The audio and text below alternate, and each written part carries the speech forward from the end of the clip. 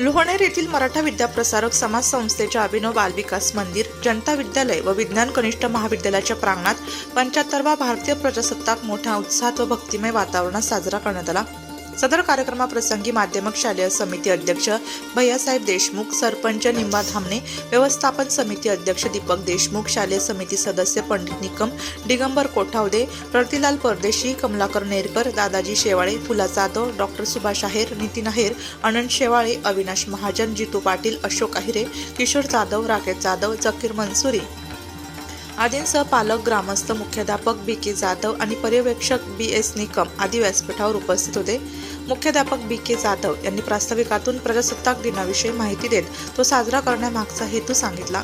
त्यानंतर ध्वजपूजन करून राष्ट्रीय ध्वजाचे ध्वजारोहण शालेय समिती अध्यक्ष भैयासाहेब देशमुख यांच्या हस्ते करण्यात आले, तर स्काउट गाईडच्या ध्वजाचे ध्वजारोहण समिती सदस्य प्रभाकर झालटे यांच्या हस्ते करण्यात आले। यावेळी विविध शासकीय शिष्यवृत्ती परीक्षेत यश संपादन केलेल्या विद्यार्थ्यांना विद्यार्थिनी कैलासवासी मयुरी दशरथ शेवाळे हिच्या स्मरणार्थ वडील दशरथ शेवाळे यांच्याकडून सन्मानचिन्ह देऊन मान्यवरांच्या हस्ते गौरवण्यात आले।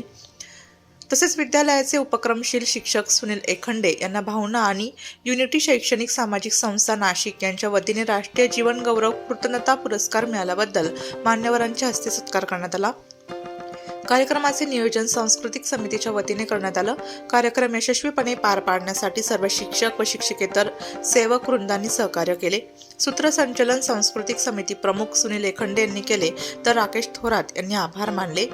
नाशिक लोकशाही न्यूजसाठी हरिकृष्ण भास्कर ठेंगोडा।